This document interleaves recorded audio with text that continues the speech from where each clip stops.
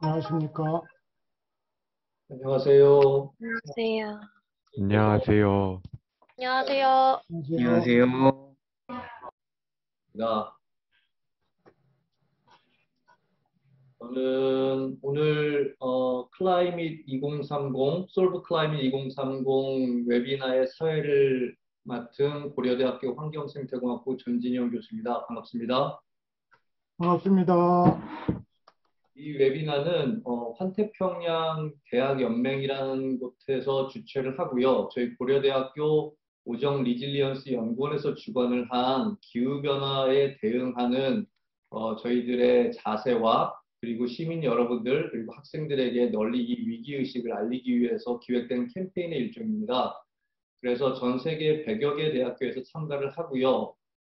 특히 이제 각 나라에서 전 세계 100여 개 나라에서 함께하는 그런 캠페인입니다. 그리고 4월 중에 있는 지구의 날에 맞춰가지고 지금 세계 곳곳에서 비슷한 형태의 웨비나가 열리고 있고 국내에선 최초로 저희 고려대학교가 주관을 해서 오정 리질리언스 연구원이 그 주체가 돼가지고 지금 이 행사를 기획을 하고 오늘 여러분들을 만나 뵙습니다. 이렇게 좋은 봄날 저희가 마스크와 함께하는 두 번째 봄인데요. 이러한 모든 환경의 위기들, 비단 환경의 위기뿐만 아니라 기후변화와 관련된 여러 기후위기들이 우리의 삶을 옥죄어오고 있고 여러분들이 생활하기 불편하신 요즘 봄날을 맞이하고 계십니다. 그래서 이러한 기후위기를 어떻게 우리가 극복할 수 있을지 좀 더 현명한 대응 방법은 뭐고 지혜를 모아보자는 취지에서 이 행사를 주관하게 되었고요. 오늘 우리나라에서 기후변화와 가장 밀접하게 생활을 하고 계시고 각 분야에서 가장 전문가인 세 분을 모셨습니다. 먼저 학계에서 고려대학교 환경생태공학부의 이우균 교수님을 연사로 모셨고요. 두 번째 기후변화센터의 김소희 사무총장님을 모셨고 그 다음에 지속가능발전센터 유스코리아의 강동열 총괄간사님 이렇게 세 분을 각계를 대표해서 기후변화의 최전선에서 뛰고 계시는 세 분을 연사로 모셔서 좋은 말씀 듣고 또 청중들하고 허심탄회한 질의응답과 심도 있는 토론을 하기 위해서 이 자리를 마련을 했습니다. 그래서 먼저 여러분들 오늘 행사 순서를 잠깐 말씀을 드리면은 시작하기 전에 이 행사를 처음에 기획하신 에반 부스타인이라는 미국의 바드 대학교 교수님이 먼저 소개와 홍보, 인사 말씀을 비디오로 보내주셨습니다. 그래서 한 5분 정도 영어로 되어 있긴 하지만 여러분들 충분히 이해를 하실 거라고 생각을 하고요.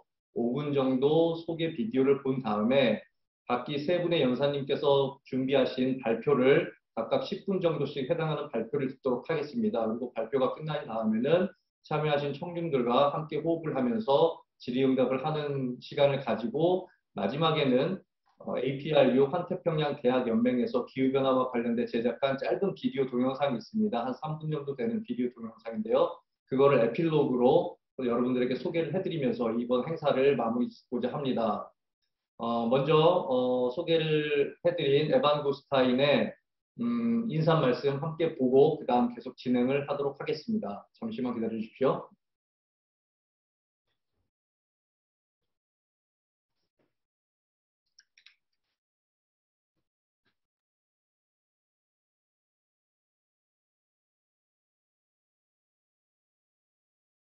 Welcome to the Solve Climate Global Dialogues. You're participating in one of 125 events held across the planet, including in almost all 50 U.S. states, part of a global project called Solve Climate by 2030. My name is Eben Goodstein, and I'm an economist and director of the Graduate Programs in Sustainability at Bard College in New York, the lead organizer for Solve Climate. This last year has been difficult for everyone. As the world looks forward to recovery from COVID, we are focusing tonight on the most important question facing humanity.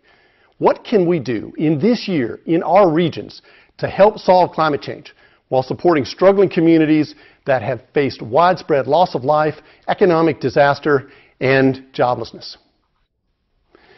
Worldwide, from Australia to Kyrgyzstan, from Colombia to Malaysia, and from South Carolina to South Africa, Solve Climate audiences are hearing from local experts and young leaders about concrete steps that can really help nations solve climate change while creating much-needed jobs and incomes for everybody.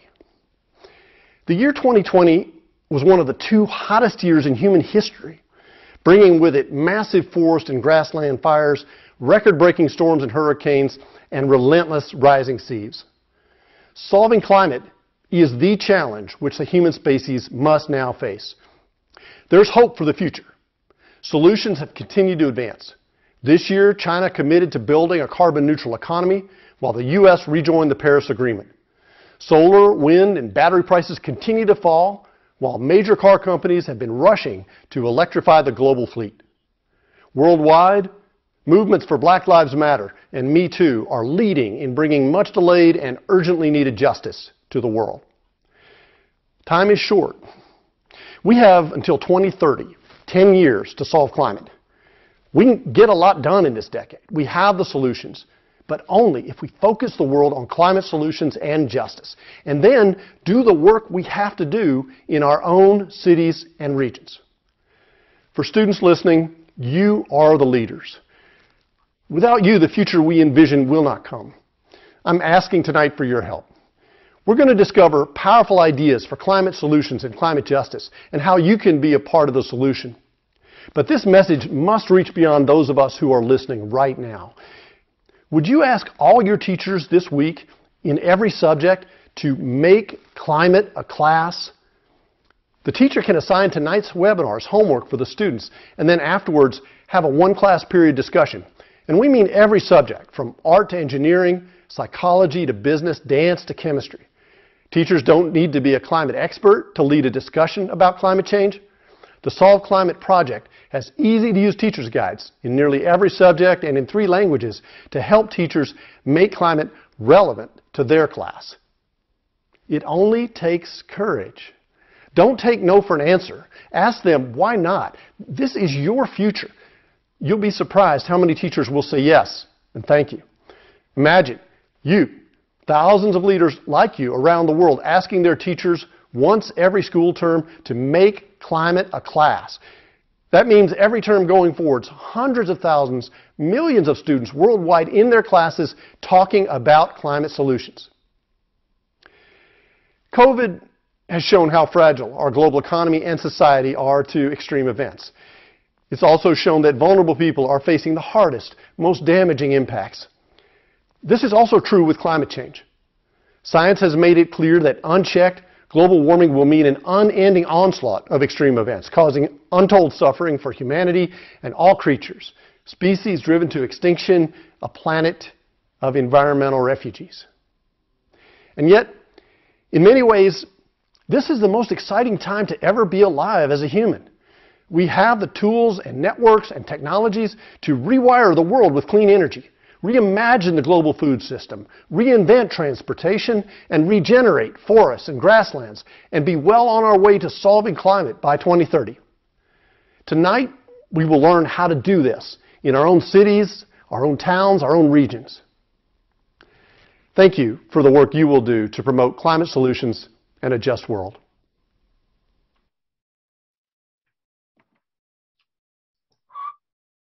네, 감사합니다.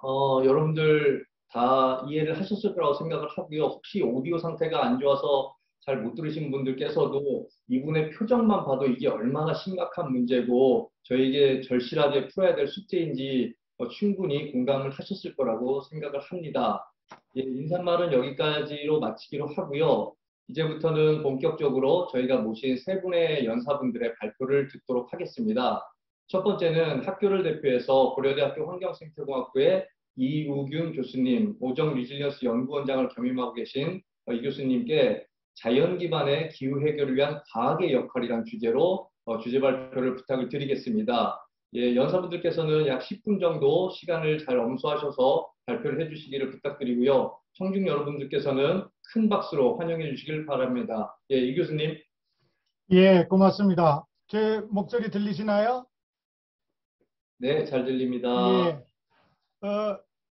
전진영 교수님, 죄송합니다. 제가 제목을 조금 바꿨습니다. 그 자연 기반이 아니라 시공간 기후 해결을 위한 과학의 역할이라고 좀 바꿨는데, 그 제가 준비하다 보니까 자연 기반은 너무 어려운 것 같아요. 그 자연 기반이 쉽게 그 이해하면 뭐 이해 못할 리가 없죠. 자연 기반이라는 것을. 그런데 그 꼼꼼히 들여다보면 우리가 자연 기반으로 할 수 있을까라는 의심이 많이 갔고, 그래서 시공간 기반으로 하자라는 거 했고, 이거에 대해서는 제가 어느 정도 해결 가능성을 제시할 수 있었습니다. 아이고. 이게 왜 안 넘어갈까요? 죄송합니다. 넘어가. 자, 기후변화. 굉장히 큰 거대 담론입니다. 우리 인간은 어쩔 수 없이 내 눈앞의 것만 보고 내 주변 것만 들리고 또 내 목소리도 멀리 안 가기 때문에 내 공간과 내 시간 안에서만 행동이 가능한데, 기후변화는 나를 벗어나는 너무나도 큰 그 국제적 이슈고, 또 그것이 그 모두가 인식을 하고 있는 것이 현실입니다. 그런데 그것을 나도 인식을 하죠. 그런데 내 공간에서, 내 시간에, 내 공간에서 활동을 하려면 이 연결이 잘 안 됩니다. 모르겠어요. 저만 그런지 모르는데 제가 기후변화를 연구하고 있고 중요하게 다룸에도 불구하고 너무 큰 거대 담론이라 이것이 연결이 안 된다라는 것은 분명한 것 같고요.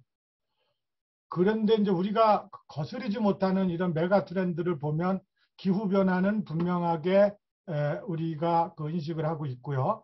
그리고 나머지 뭐 그 고령화, 그다음에 도시화 등도 많은데, 아까 말씀드린 자연 기반으로 보면 물 부족이 굉장히 심각한 거로 나타나고, 그리고 뭐 좀 더 가면 뭐 다양성이 훼손되는 문제, 그 질소 등의 이런 그 순환 체계의 그 왜곡, 이런 것들이 자연 기반으로 볼 수가 있습니다.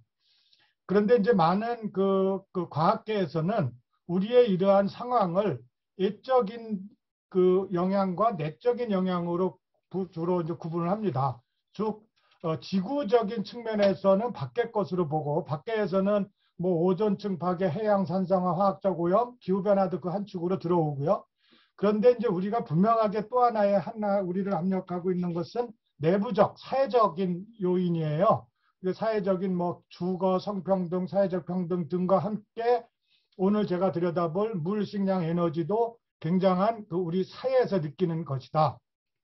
어쩌면 밖에 있는 것들이 아까 말씀드린 기후변화 관련된 거대 담론이라면, 이 안에 있는 것은 우리 생활 공간에서 쉽게 우리가 느낄 수 있는 또는 경험할 수 있는 것이죠. 그래서 케이트 라워스라는 경제학자는 생태계 복원, 재생과 분배에 초점을 맞춰야 된다라는 그 말씀을 하셨고요. 그리고 IPCC에서 AR5에서 보면 여기서도 똑같이 그 외부에서 생물리학적 스트레스가 지구에는 있고 내부에서도 사회적 스트레스가 있다.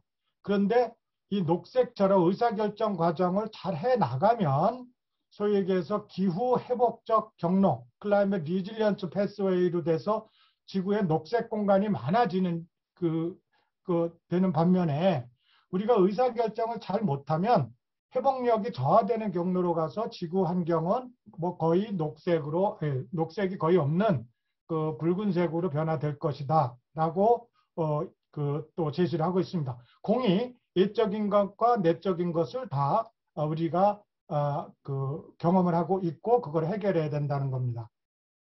이런 측면에서 보면 스톡홀름 리질리언스 그 센터에서는 1915년에 락스트롬이라는 분이 플래너트리 바운더리라고 그래서 지구 위험 한계선을 해서 무엇이 이제 그 위험 밖으로 넘어갔는가, 그러니까 용수철처럼 안으로 못 들어오는가를 했을 때 기후변화도 그 당시로서는 뭐 이미 넘어선 정도가 약하죠. 근데 지금은 다시 하면 굉장히 높아질 겁니다. 동시에 유전적 다양성, 질소 순환 체계가 망가졌다라는 것이고요.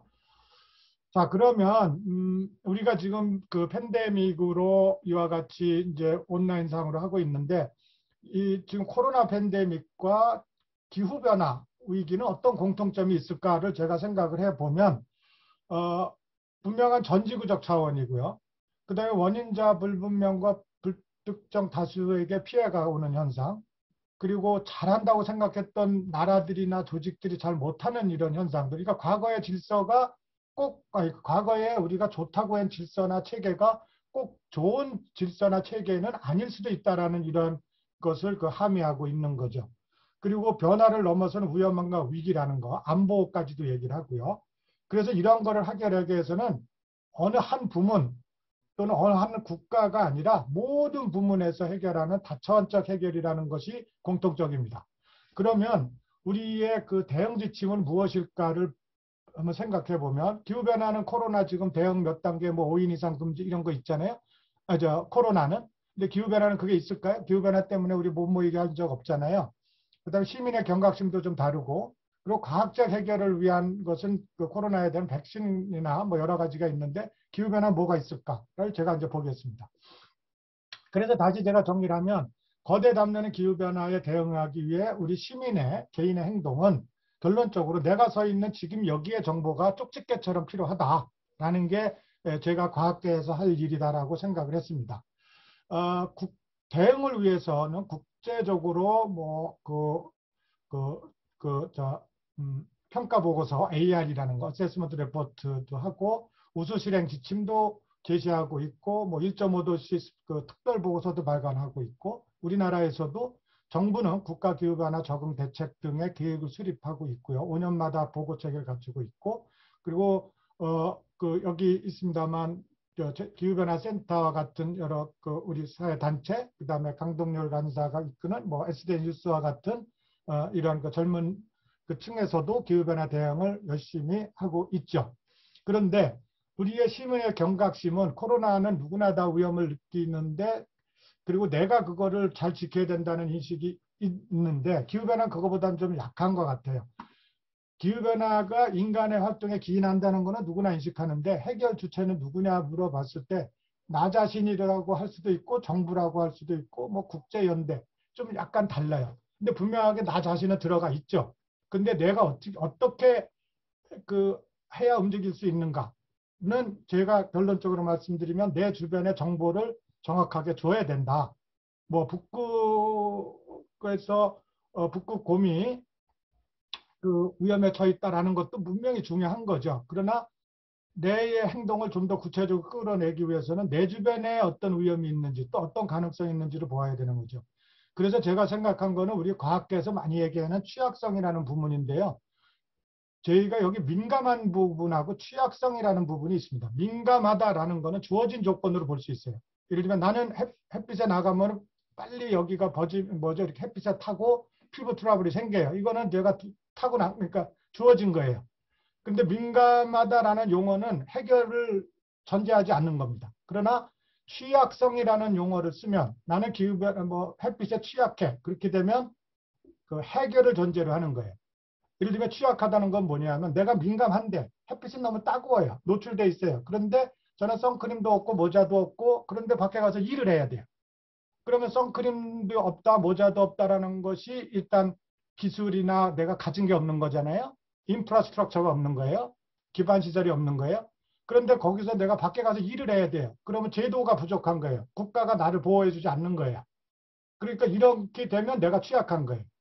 그래서 여러분이 누구한테 얘기를 할 때 사랑합니다라고 얘기하는 것도 좋지만, 너는 취약하니까 내가 취약한 걸 같이 극복해보자 그러면 적극적인 의지고, 너는 민감해 그러면 너는 민감하니까 나는 안 민감해. 그러니까 너하고 나하고는 볼 일이 없어. 이렇게 얘기하는 거하고 똑같은 거예요. 그러니까 취약이라는 용어는 굉장히 소중한데, 거기에서는 결론적으로 기술적 인프라가 있어야 되고, 제도, 정책, 예산, 인력이 있어야 된다라는 겁니다. 그래서 그거를 하는데 어떻게 하느냐? 내 주변에서 해줘야 되는 거예요.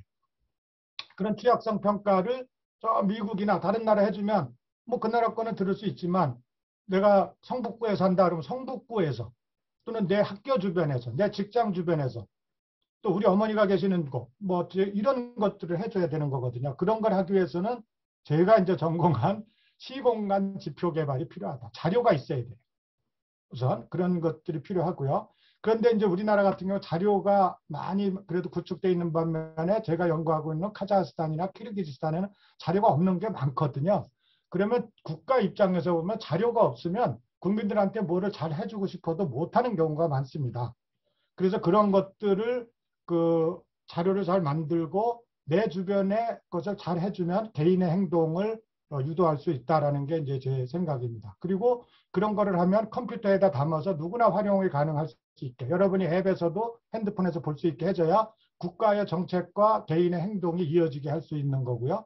그런 면에서 최근에 이루어지고 있는 다양한 그 AI 기술, 빅데이터 기술은 기후변화 취약성을 내 주변으로 끌어들여서 평가할 수 있는 좋은 기술들이다라는 것은 분명합니다.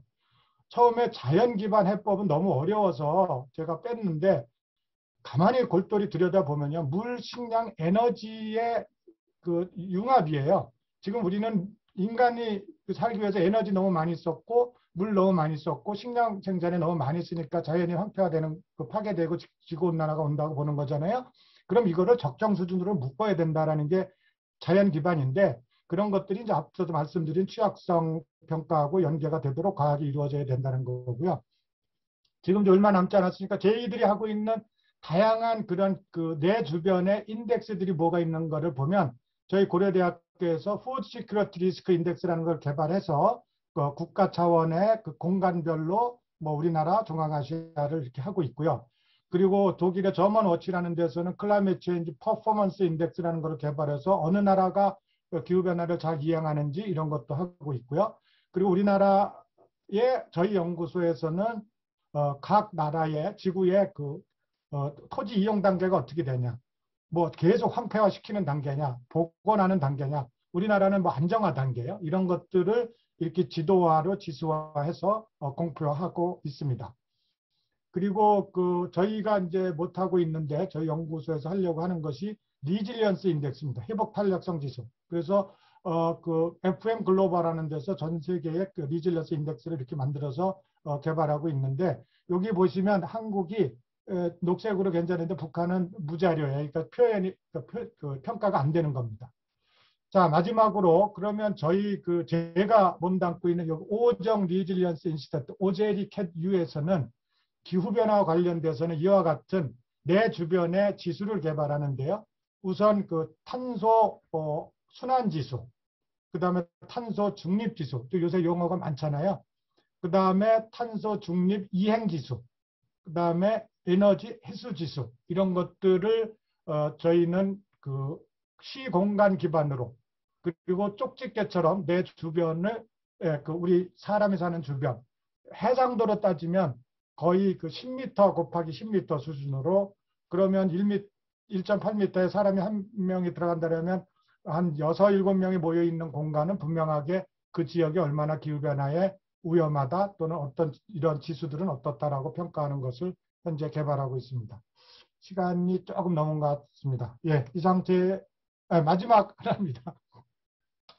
제가 최근에 그 옛날에 제가 샀던 그 김영준 교수님, 고려대학교 화공학과 교수님 퇴직하셨는데, 최근에 무슨 그 화공학과에서 주시는 상을 또 타셨더라고요. 명예 교수님이신데, 그분이 과학인의 역사의식이라는 책을 쓰셨어요. 제가 80년대 대학을 다녔으니까 그때 이 책을 샀는데 못 읽었습니다. 너무 어려워서.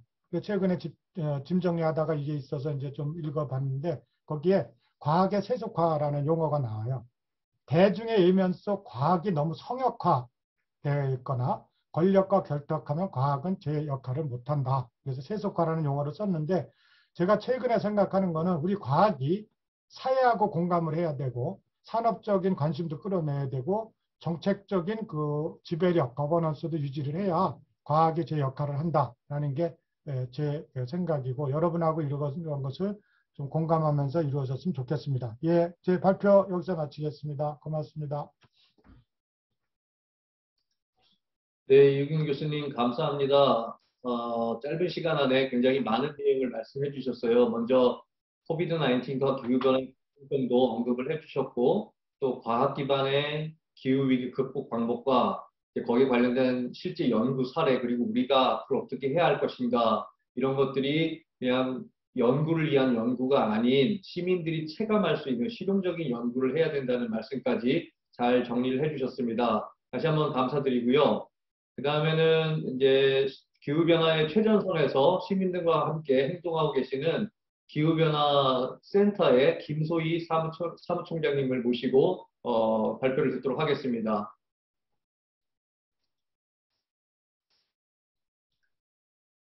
준비되셨나요?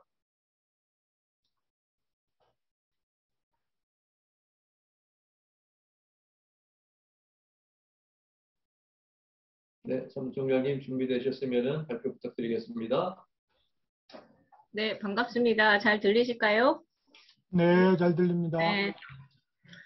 네, 앞서 이웅 교수님 말씀 잘 들었습니다. 그리고 무엇보다 그 초반에 영상 틀어주신 분이 엄청나게 이 이슈에 대해서 진짜 영 리더들이 나서야 된다라는 그 메시지가 진짜 크게 와 닿았는데요. 저는 제목에서 보는 것처럼 MZ세대와의 기후위기 소통을 위한 저희 같은 시민단체의 역할이 메인입니다. 그 어제자 뉴스에 그 미국 국립해양대기국이 발표를 했는데 그 360만 년을 쳤을 때 이산화탄소 농도가 최고치를 기록했다고 합니다. 그러면 지금 MZ세대에 해당되는 분들이 곧 이 기후위기, 기후재앙의 피해 세대이기도 해서 실제로 이 이슈에 대해서 나의 이슈로 얼만큼 받아들이고 있는가가 가장 중요한 지점이라고 저희는 생각을 하고 있고요. 그런 차원에서 왜 우리가 MZ세대를 보고 있는지에 대해서 말씀을 좀 드리고자 합니다. 우리나라 통계치입니다. 현재 밀레니얼 세대와 Z세대 약 33.4% 차지를 하고 있고 그리고 이 MZ세대들이 이미 B2C, 그러니까는 뭐 소비자 관련된 기업한테는 굉장히 큰 영향력을 미치고 있습니다. 소비라는 차원에서, 그러니까 뭐 B2B, 그러니까 기업 대 기업으로 하는 뭐 절강이나 뭐 화학 제품을 제공하는 그런 그 기업 대 기업을 대상으로 하는 데서는 아직 그 영향을 못 느끼고 있지만 소비자를 대상으로 하는 그런 기업들은 이 MZ세대의 소비력 그리고 특히 친환경이라는 이 그 가치 있는 소비에 대해서 굉장히 민감하게 반응을 하고 있습니다. 그래서 MZ세대들이 이 이슈에 대해서 알면 알수록 기존의 기업의 활동을 변화시키는데 굉장히 큰 역할을 할 수 있으리라 저는 생각을 하고 있습니다. 실제로 뭐 툰베리로 워낙 대표가 되긴 했지만 국내에서도 이 온오프라인을 통해서 이 기후위기에 대해서 굉장히 얘기를 많이 하고 또 변화를 이끌어가고 있습니다. 근데 그런 부분들에 대해서 기존의 기성세대 분들이 이제 좀 외면을 하고 있는 부분들이 있는데 실제로 이걸 뭐 살펴보시면 그 조짐이 점점 크게 확대되고 가는 이런 트렌드를 보실 수 있습니다.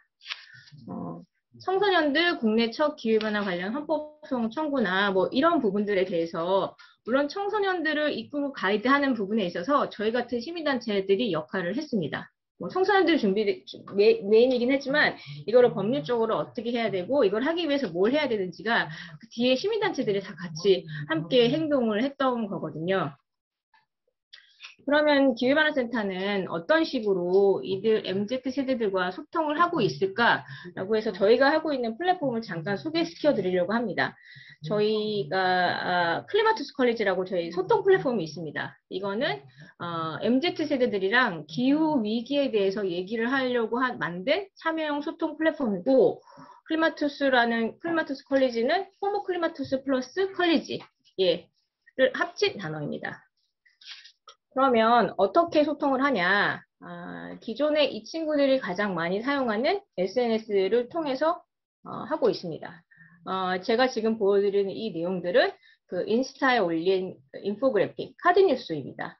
실제로 이런 내용들을 통해서 그 친구들이 이 이슈에 대해서 좀 공부를 했으면 좋겠고, 많이 알았으면 좋겠고, 그리고 이 내용을 가지고 목소리를 낼 수 있었으면 좋겠다라는 그런 바람이 있습니다. 그리고 그 환경 목가지를 3년째 지금 배포를 하고 있는데요.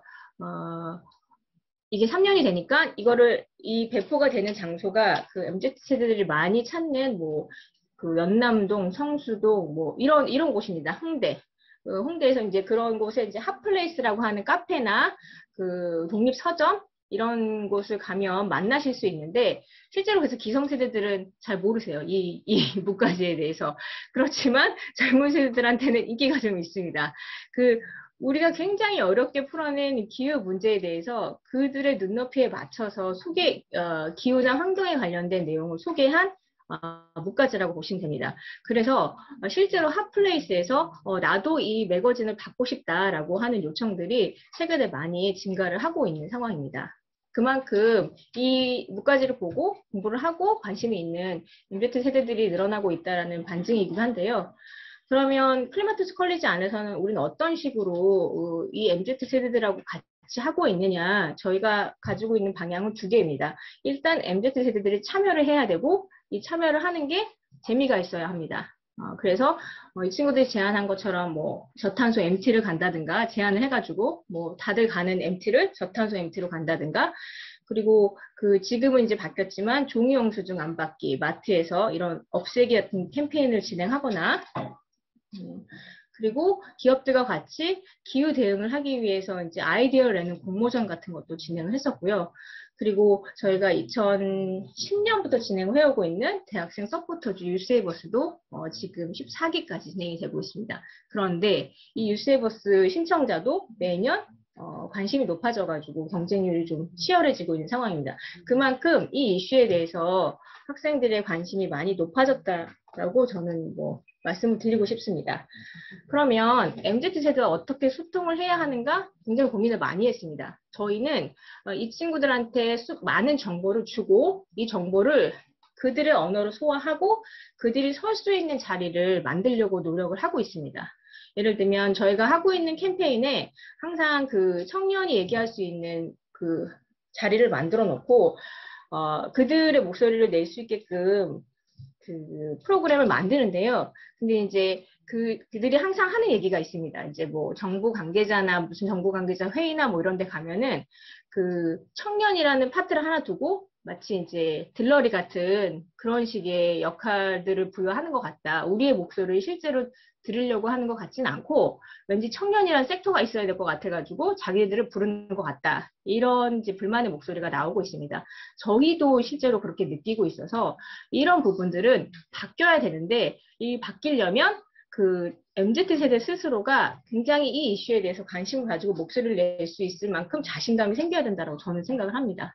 그래서 그런 부분들의 역량 강화를 하기 위해서 그들이 자주 찾는 채널들을 통해서 이 이슈가 굉장히 많이 이제 다양하게 접할 수 있게끔 하는데 저희 시민단체의 역할이 있다라고 생각을 하고 있습니다. 그래서 실제로 지금 참여하면서 재미로 할 수 있는 프로젝트를 저희가 최근에 이제 하나 같이 하고 있는 게 카카오 프로젝트 100이라는 프로그램인데 거기에 클리마투스로 살아보기. 100일 동안 아까 말씀드렸던 클리마투스로 살아보기를 실천하는 겁니다. 내가 매일 기후변화 대응하기 위해서 매일 뭘 한다. 이거를 100일 동안 실천하는, 본인들이 스스로 실천하고 그거를 업로드해서 다른 사람하고 공유하고 이런 식으로 얘기를 하는 근데 반응이 꽤 좋습니다. 실제로 젊은 친구들은 내가 참여를 하고 참여를 한 걸 공유하는 그런 문화가 있기 때문에 이게 다른 릴레이, 굉장히 많은 릴레이 캠페인들이 있었던 것처럼 이렇게 기후나 환경 관련된 릴레이 캠페인들이 앞으로는 더 많이 만들어져야 될 것 같다는 그런 생각을 합니다. 그래서 제 PPT의 마지막이기도 한데요. 저희 같은 시민단체들은 이런 이슈들, 지금 굉장히 작년에 2050년 탄소 중립을 선언하고 굉장히 많은 정책들이 나오고 있고 바뀌고 있습니다. 그런데 이런 정보들을 실제로 MZ 세대들은 얼마나 이해하고 있고 얼마나 살펴보고 있는지 그 부분이 블링크입니다. 그래서 이거를 최대한 전달을 하려고 노력을 하고 있고 그러려면 MZ 세대 역시 이 이슈에 대해서 꾸준하게 공부하고 찾아보고 하는 그런 과정들이 필요하다라고 생각을 합니다. 그리고 앞서서 동영상에서 말씀 주셨던 그분의 의견이 굉장히 와닿았는데 지금 학교에서 배우고 있는 모든 수업의 내용들이 실제로 기후변화 얘기를 하고 있는가? 저는 그렇게 생각하고 있지 않거든요. 만약에 그렇다면 학생들이 자체적으로 교수님들한테 질문해야 될 것 같아요. 이게 지금 현재의 기후변화 대응을 하는 데 있어서 필요한 기술입니까? 필요한 정책입니까? 필요한 경영학입니까? 라고 질문할 수 있게끔. 그래야 그 이슈가 나의 문제로 와닿을 수 있을 것 같고요. 이유근 교수님이 말씀 주셨던 그런 연구가 그냥 뭐 기후변화 연구 특화된 게 아니라 모든 과목들에서 기후변화에 관련된 내용들을 얘기할 수 있게끔 당연한 디폴트로 자리 잡을 수 있게끔 그렇게 대학도 먼저 좀 변해야 될 것 같고, 그런 내용들을 가지고 이 친구들이 공부하고 사회에 나왔다면 앞으로 또 한 가지 해야 될 부분들이 있습니다. 이런 정책들을 만들어내는 사람들을 뽑을 때 실제로 나를 위한 미래 세대를 위해서 정책을 만들어주는 정치인인지 그런 부분들을 진짜 집중적으로 보고 내가 뽑는 사람들이 나를 위한 정책을 만들 만한 사람들인지에 대해서 선거를 통해서 투표를 하고 그런 사람들을 리더로 뽑는 게 또 하나 우리 MZ 세대를 위해서 굉장히 중요하게 해야 될 역할 중에 하나라고 생각합니다. 이거는 실제로 IPCC가 1.5도시 특별 보고서를 제안하면서 2050년 넷제로를 해야 되면서 우리 특히 영 리더들이 해야 되는 것 중에 하나가 기후변화에 관심이 있는 정치인을 뽑는 것을 굉장히 중요한 역할 중에 하나로 넣었습니다. 그러려면 우리 스스로가 이 문제에 대해서 관심을 가지고 공부를 하고 공부를 한 만큼 알게 되고 여기에 참여할 수 있는 기회가 많아질 수 있으리라 생각을 합니다. 네, 저는 여기까지 마치겠습니다. 감사합니다. 네, 감사합니다. 큰 박수 한번 부탁드리겠습니다. 예, 이 웨비나가 끝나면 아마 기후변화에 대한 질문이 수업 시간이 굉장히 많아질 거라고 생각을 하고요. 저도 기꺼이 학생들과 소통을 하면서 기후변화 문제를 조금 더 집중적으로 수업 시간에 다루도록 하겠습니다. 그리고 특히 청년들의 참정권에 대한 올바른 행사 이런 부분도 말씀을 해주셨는데요. 핵심적인 내용은 역시 MZ세대와 기후위기 소통을 위한 시민사회의 역할, 특히 기후위기의 최대 피해자인 MZ세대에 대한 인식의 제고, 그리고 가치관의 개선, 이런 것들을 언급을 해주셨는데요. 그러면은 과연 MZ 시대의 대표인 우리 강동열 총괄간사께서는 어떤 목소리를 내주실지 MZ세대 대표주자이자 청년들의 목소리를 들려줄 강동열 간사님을 모시겠습니다. 네, 안녕하세요. 감히 MZ세대 대표주자로 지목된 강동열입니다. 반갑습니다. 네.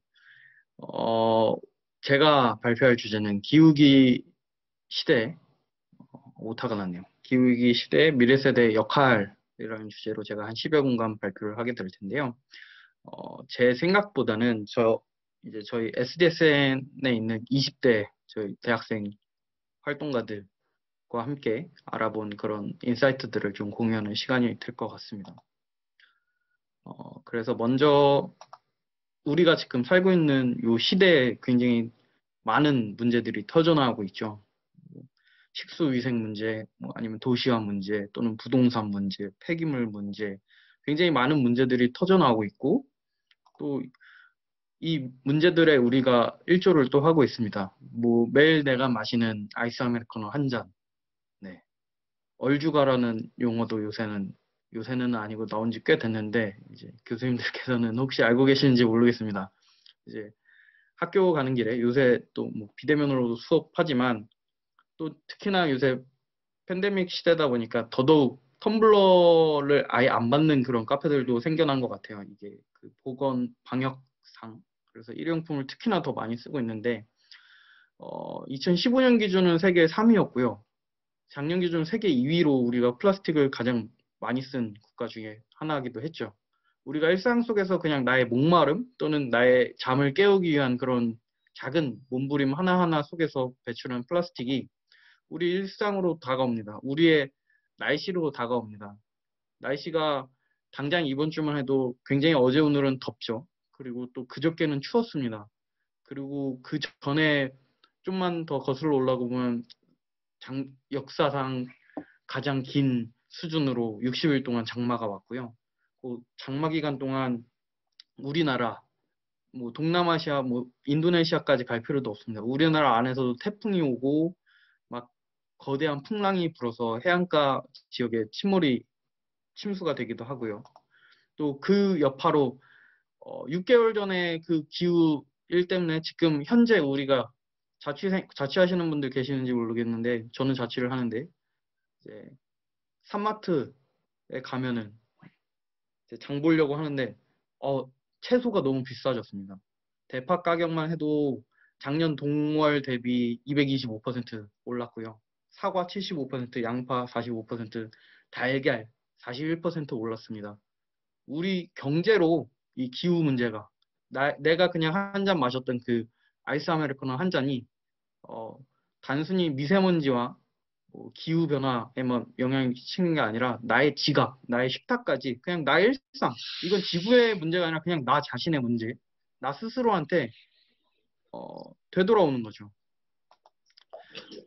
사실 이건 예견된 수순 중에 하나였던 것 같아요. 이제 2010년도에 반기문 전 사무총장께서 하신 말씀이었는데, 기후변화는 단순한 환경 위기가 아니라 인공과 밀접하게 연관되어 있습니다. 혹시 음소거 해주실 수 있나요? 박근선님? 네. 빈곤과 밀접하게 연관되어 있다. 또 빈곤은 단순한 일자리의 문제가 아니라 식량 안보와 연계되어 있다. 또 식량 안보는 보건에 영향을 미치고 보건은 미래 세대에게 영향을 미친다라는 말씀을 11년 전에 하셨는데 지금 정확하게 그 상황에 우리가 살아가고 있죠. 기후변화부터 팬데믹까지. 그리고 이 배경사진 혹시 잘 보이시는지 모르겠는데 KBS 뉴스에서 보도되었던 사진입니다.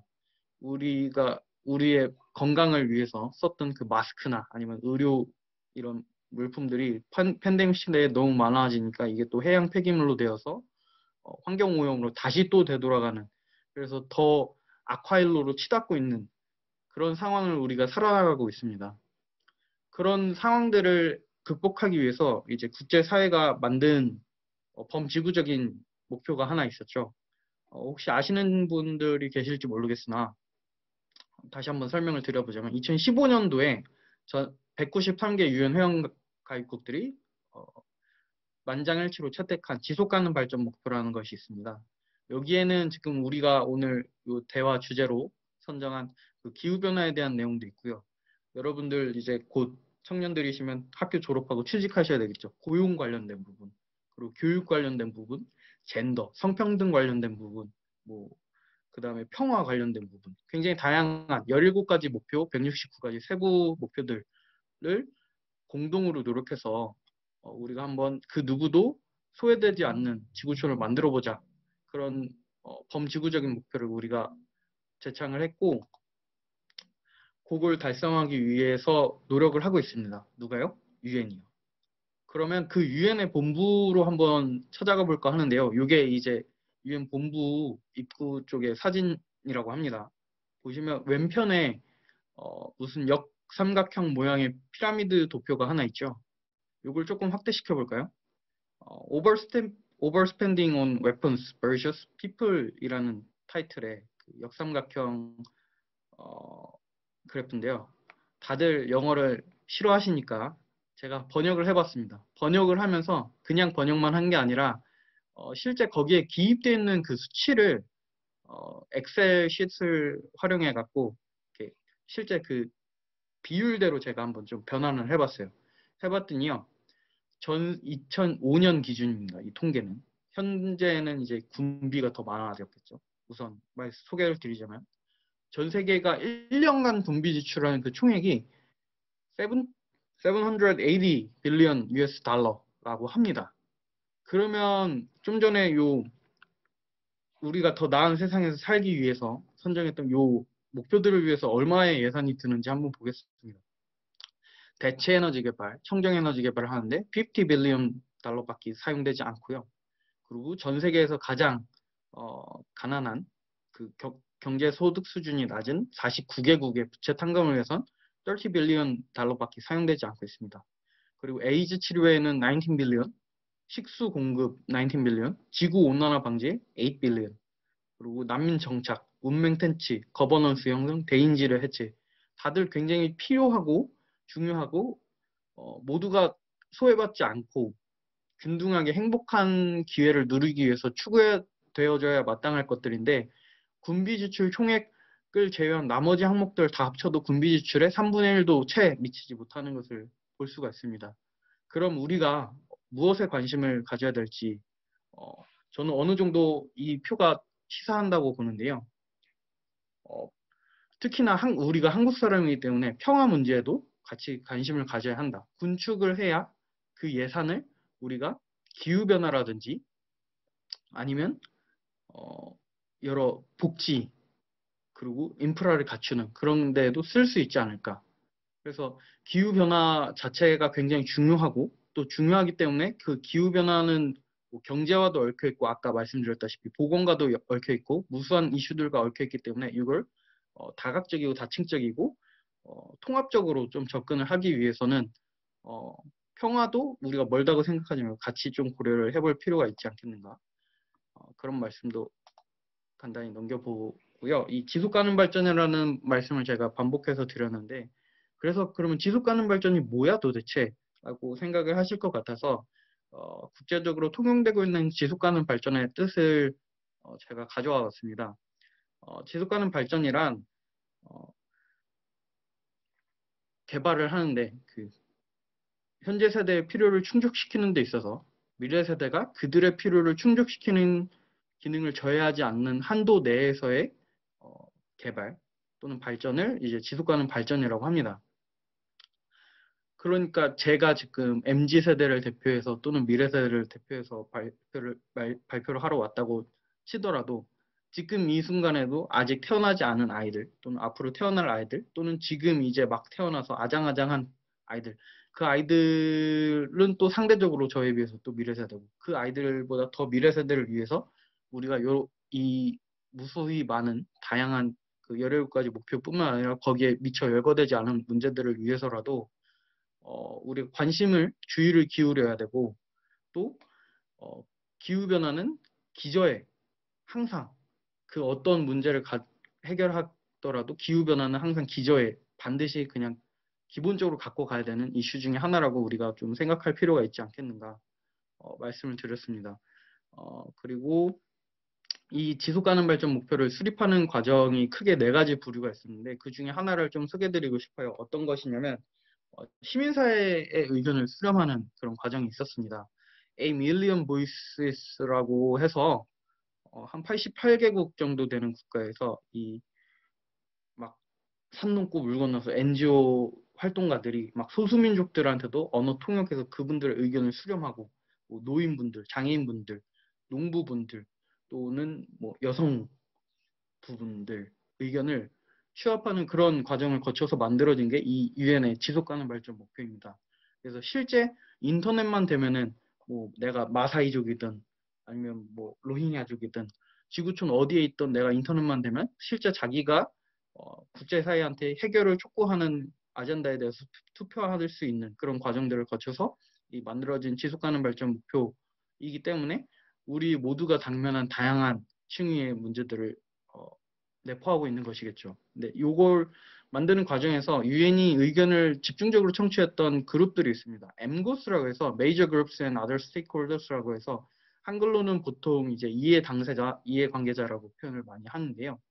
그 중에 보시면 14가지 이해 당사자들이 있는데 첫 번째가 이제 비즈니스 앤 인더스트리고 두 번째가 children and youth입니다. 바로 우리, 그리고 여러분들, 그리고 앞으로 태어날 미래 세대들, 그리고 뭐 농부, 장애인, 봉사자들, 노인, 선주민, 그리고 지역 유지들, 그리고 NGO, 학계, 그리고 과학계, 여성, 노동자 이렇게 다양한 이해관계자들의 의견을 반드시 의사결정을 할 때 청취를 해야 되는데 그 중에 하나가 여러분들이란 말이죠. 우리들이란 말이죠. 나 자신이란 말이죠. 그래서 이 유엔에서 이런 과정과 의견 취합을 통해서 그 UN SDG 지속가능 발전 목표를 수립했고 이걸 각국에서 이행시키는 과정 중에서 또 각 국가마다 내셔널 SDG를 또 수립을 했습니다. 그래서 우리나라 같은 경우에도 KSDG 한국형 지속가능 발전 목표를 여러 부처들을 다 모아 앉혀놓고서 논의를 통해서 수립을 했어요. 근데 그 과정 중에서 이런 부처들이 각각의 자기 부처의 소관 사업들을 어떻게 지속가능 발전한 방식으로 달성할 수 있을까에 대한 논의는 이루어졌지만 또 중앙정부뿐만 아니라 지방정부, 로컬 SDG, 예컨대 뭐 서울이나 부산 SDG 등도 만들어 있고 현재는 뭐 강남구 SDG, 송파구 SDG 그런 완전 기초 지자체 단위에서도 SDG가 만들어지고 있는데 문제는 이렇게 팬시하게 만들어졌지만 그 과정 중에서 여러분들의 의견을 받진 않았다는 거죠. 그쵸? 누구도 초청받아서 참여한 적이 없었잖아요. 그래서 저희 SDSN 뉴스가 좀 나서 봤었습니다. 저희가 이제 서울시에 좀 베이스를 두고 있다 보니까 저희가 서울시에서 이 기후 변화나 지속 가능 발전에 관련해서 활동하고 있는 청년 단체들의 연합체거든요. 그래서 서울시에서 활동하고 있는 수도권에서 활동하고 있는 47개 청년 단체들 대표자들을 모아서 끝장 토론회를 했습니다. 장장 5시간 동안 공개 토론을 했고 토론회 하는 도중에 저희 퍼실리테이터들이 다 코딩을 했어요. 뭐 환경 관련된 발언, 사회 관련된 발언, 뭐 인권 관련된 발언, 긍정, 부정 몇 퍼센트 몇 퍼센트 그래서 다 취합을 해서 요거를 저희가 빅데이터로 분석을 해서 서울시장께 전달을 했습니다. 그래서 미래 세대가 바라본 현재 서울은 이렇고 미래 세대가 바라는 앞으로의 서울 모습은 이러니까 시정에 있어서 이런 부분들을 반영해달라. 그래서 그 목소리가 실제 투영이 돼서 서울시에서 개최하는 전환도시 국제 컨퍼런스라는 데서 저희 그 보고서 내용을 발표할 수 있는 기회를 얻게 되었어요. 그리고 나서 후속 조치로 저희는 발표한 게 아니라 발표만 하고 끝난 게 아니라 기성세대들한테 요청을 했으니까 그럼 우린 무엇을 할 수 있지? 그래서 청년들이 일상생활 속에서 실천할 수 있는 그 청년형 SDG, 청년형 지속가능 발전 목표를 수립하는 과정을 1년 동안의 수기 과정을 통해서 작년 11월에 저희가 발족을 했고 요 발표하는 과정에서 코이카 이사장님 그리고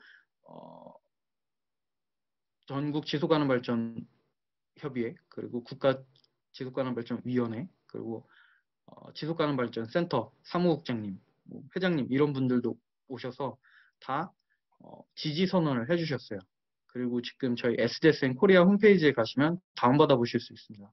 그래서 이런 것들을 우리도 주체적으로 한번 달성을 해보고 또 기성세대한테도 그리고 디시전 메이커들, 폴리시 메이커들한테도 끊임없이 우리가 한번 되든 안 되든 우리 형식적으로 갖다 병풍처럼 세워놓든 아니든 우리는 계속 우리가 원하는 바를 끊임없이 부르짖어야 된다는 말이죠. 그 결과 이제 오늘 아침에도 저기 행정안전부에 가서 그린 조달 정책을 저희가 제안을 했었었는데 그게 행정안전부 7대 대표 과제 중에 하나로 선정이 되었습니다. 그래서 내년부터 뭐 연구 용역도 들어가고 우리 조달 시장에 있어서 친환경 인증 제품들 그리고 ESG 인증 기업들에 대해서 혜택을 어떻게 부과할 수 있을까 그런 부분에 대해서 토론을 하고 왔고 또 기존에 있는 미세먼지위원회, 녹색성장위원회 같이 굉장히 세분화되어 있고 권한은 약화되어 있는 그런 위원회들을 다 통폐합해서 탄소중립위원회를 또 다음 달 전까지 추진하기 위한 그런 과정도 저희가 제안한 부분이 반영되어서 실제 정책적인 부분에서 변화가 일어나고 있습니다. 그래서 여러분들한테 힘내시라고 용기 내서 내가 원하는 바를 끊임없이 부르짖으라고 그렇게 말씀을 드리고 싶어요. 다들 이 사진에 나와 있는 두 분을 혹시 보셨을 것 같은데 왼쪽 같은 경우에는 이 기후변화 이슈를 가장 먼저 선도하고 있었던 그레타 툰베리라는 친구고 오른쪽에 있는 친구는 여성 인권 그리고 교육권을 주장했던 말랄라 유자프자이라는 친구죠. 다들 미성년자임에도 불구하고 그 범지구적인 반향을 일으킨 친구들이었습니다. 그래서 세상을 바꾼 되게 많은 청년들, 미래 세대들이 있고 여러분들 또한 미래 세대니까 이들과 별반 다르지 않다고 생각합니다. 여러분들이 뭔가 옳다고 생각하는 것이 있으면 그걸 주장하고 남들에게 알리는데 주저하지 않으셨으면 좋겠습니다. 왜냐하면 이런 시민사회뿐만 아니라 기업계에서도 청년들이 이 나라의 혁신, 또 이 행성, 이 지구촌의 변화를 이끌어 나가는 사람들이었기 때문이죠. 빌 게이츠가 마이크로소프트 창업했을 때 20살이었고 스티브 잡스도 20살이었습니다. 일론 머스크 처음 페이팔 창업했을 때 23살인가 4살인가 그랬던 것으로 알고 있고 마크 저커버그도 마찬가지 20대 초반에 페이스북을 창업했죠. 우리는 무한한 잠재력을 갖고 있습니다. 내가 대학생인데 혼자서 뭘 할 수 있지? 라고 고민하지 마시고 적극 동참하셨으면 좋겠습니다. 이 기후변화 문제를 우리가 해결하고 그를 통해서 뭐 공정한 사회, 공평한 기회 모든 것을 우리가 달성하기 위해서 노력을 직접 해보셨으면 좋겠고요. 시간이 조금 촉박해서 슬라이드를 넘겨보겠습니다. 그리고 또 한 가지는 매사에 좀 많이 관심을 가지고 계셔주셨으면 좋겠다. 그리고 특히 기후 이슈에 대해서 관심을 좀 갖고 계셨으면 좋겠다라는 말씀을 드리면서 한 가지 밈을 갖고 와봤는데, 혹시 펀쿨 색주화 다들 아시나요? 다들 밈으로 많이 쓰셨을 것 같은데, 그 기후변화 같은 큰 문제를 다룰 때는 이 가라비 환, 이 가라비 쿨, 이 가라비 세쿠시 해갖고 유엔 총회가 아니라 유엔 본부 가서 일본 환경부 장관이 이런 말을 해갖고 우리가 다 뭐야 저 사람 바보 아니야? 왜 저기 가서 저래? 하고 막 되게 깔깔대고 웃고 막 단체 카톡방에도 이 사람 사진 막 가끔 올렸잖아요. 하겠습니다. 그것이 약속이니까 끄덕. 근데 이게 사실 맥락적으로는 그 상황에서 적합한 발언이었거든요. 왜냐하면 옆에 계시던 분이 이제 크리스티아나 피게레스 유엔 기후변화 협약 사무총장님이신데, 이분이 평소에 미는 그 캐치프레이즈가 환경 문제를 섹시하게 만들어야 한다. 대중이 동참하게 만들기 위해서 아주 섹시하게 다뤄야 된다라는 발언을 평소에 밀고 계셨기 때문에, 이제 이 일본 환경부 장관도 뭐 평소 행실이 어땠는지 모르겠지만 이 상황에서는 그걸 자기가 오마주해서 이렇게 똑같이 말을 했던 거고, 옆에 보시면 이 사무총장님도 표정이 굉장히 밝죠. 이 양반이 내가 밀던 캐치프레이즈를 안 해. 그리고 저희 SDSN 글로벌 스페인이나 뭐 그리스 그리고 아마조니아 친구들 보시면 랩탑 밑에 Sexify the Climate이라고 스티커가 붙어 있죠. 이게 기후변화에 관심 있는 친구들이라면 익숙했던 문구인데, 우리가 얼마만큼 기후에 그만큼 관심이 없었는가를 좀 되돌이켜보게 만드는 그랬던 밈이었던 것이라고 저는 생각합니다. 그래서 하고 싶은 말씀은 많은데 Q&A 때 하도록 하고요. 네, 여러분들이 계속 관심을 갖고 나서 주셨으면 좋겠습니다. 어떤 방식으로 기후변화를 달성할 수 있을지는 저희 SDSN과 함께 활동을 하면서 좀 알아보면 좋을 것 같습니다. 저희 SDSN은 마지막 1분만 쓰도록 하겠습니다. 전국 42개 대학, 87개 청년 단체들, 기후변화를 문제를 해결하고 싶어 하는 청년 단체를 모여서 활동하고 있는 연합체입니다. 그래서 여러분들이 기후변화 문제 또는 지속가능 발전에 대해서 관심이 있으시고 내가 뭔가 변화를 만들고 싶다 하시면 여기 노미네이트되어 있는 저희 회원단체에 찾아가셔도 좋고요. 아니면 저희도 매 학기마다 활동가들을 모집하고 있으니까 같이 활동하셔도 좋고, 아니면 본인이 이미 활동하고 있는 단체가 있는데 시너지를 내고 싶으시다 하시면 주저없이 저희한테 연락을 주시면 감사하겠습니다. 이것으로 제 발표를 마치도록 하겠습니다. 감사합니다. 네, 감사합니다. 역시 MZ 세대의 대표주자답게 젊고 패기 넘치는 모습, 거칠없는 행동가의 모습 보여주셨습니다. 감사합니다.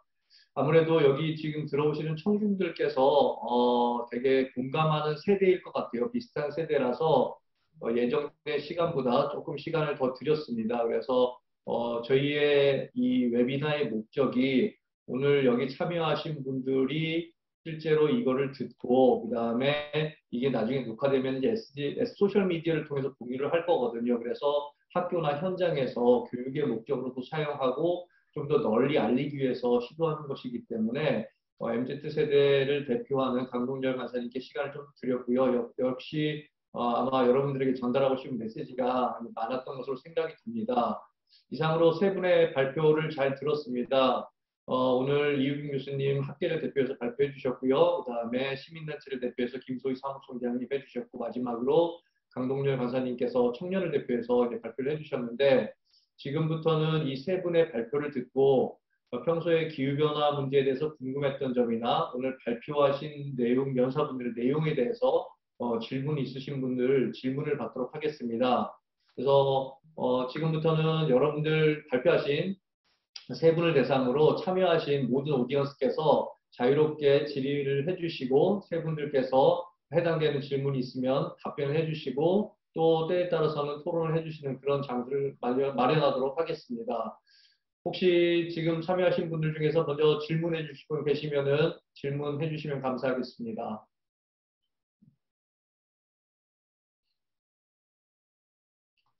손들기를 하셔도 좋고요. 마이크를 켜시고 먼저 말씀을 해주시기 바랍니다. 궁금하실 점이 많을 거로 생각이 되고요. 세 분들께서 워낙 좀 큰 주제, 광범위한 주제를 짧은 시간 안에 발표를 해주셨기 때문에 미처 준비하신 내용이나 전달하고 싶은 메시지가 제대로 전달이 안 됐을 수도 있고, 듣는 분들께서도 아마 좀 명확하게 더 이해가 필요한 부분이 있을 거라고 생각을 해서 뭐 주저하지 마시고 질문해 주시면 감사하겠습니다. 어느 분께서 먼저 좀 하실까요? 네, 안녕하세요. 저는 고려대학교 환경생태과학 석사과정생 유소미라고 합니다. 일단 앞선 발표를 잘 들었고요. 질문사항이 하나 있는데요. 어, 이제 그 코로나와 이제 기후변화가 공통점이 있다고 말씀을 해주셨는데, 그렇다면 기후변화에 관련해가지고 진행되고 있는 그 연구 방법론이라든지 이제 연구 진행 상황에 대해서 이제 현 코로나에 적용이 될 수 있는지에 대해서 또한 이제 이를 적용한 사례가 있는지 궁금합니다. 네, 아마도 이 질문은 저기 시공간 기후해결 과학의 역할에 대해서 말씀하신 이유균 교수님께서 답변을 해주시면 좋을 것 같은데요. 예, 뭐 제가 그 코로나 연구자가 아니기 때문에 뭐 연관이 있다 없다 말씀드리기는 좀 어려울 것 같고요. 그런데 제가 연구의 뭐 툴이라 그래야 될까요? 그거를 다루고 있는 시공간 정보는, 그러니까 우리 지표면의 그 변화를 실시간으로 모니터링하고 그러니까 찾아내고 디텍팅이라고, 그다음에 모니터링하고 그것을 이제 그, 그 시계열로, 공간 시계열로 이렇게 분석하는 건데요. 그러니까 쉽게 생각하면 우리가 매일 우리 주변을 보잖아요. 그런데 그거를 기억할 수 없으니까 그것을 기억의 형태로 이제 컴퓨터로 저장해 놓고, 그것이 많이 쌓이면 쌓일수록 이제 빅데이터가 되는 거고, 그 빅데이터니까 뭐 AI 분석이 가능한 거고, 뭐 이렇게 가는 거거든요. 그런데 이제 이러한 툴들은 어느 한 분야에 쓰여지지 않고 모든 분야에 쓰여진다는 거를 그거 현상이고요. 그리고 근본적으로 저는 그 기후변화나 지금 같은 팬데믹이나 환경오염이나 또는 뭐 지금은 사람한테 이게 이렇게 좀 공격을 하지만 다른 그 조류 인플루엔자 또 뭐 아프리카 돼지열병 등은 같은 그 현상으로 저는 보거든요. 그러니까 크게는 자연의 현상이면서 좀 인간관계하고 보면 자연과 인간 사이에 뭔가 부조화로 인해서 발생되는 현상이라고 보면 그 해법은 뭐 큰 틀로는 같다고 이렇게 봅니다.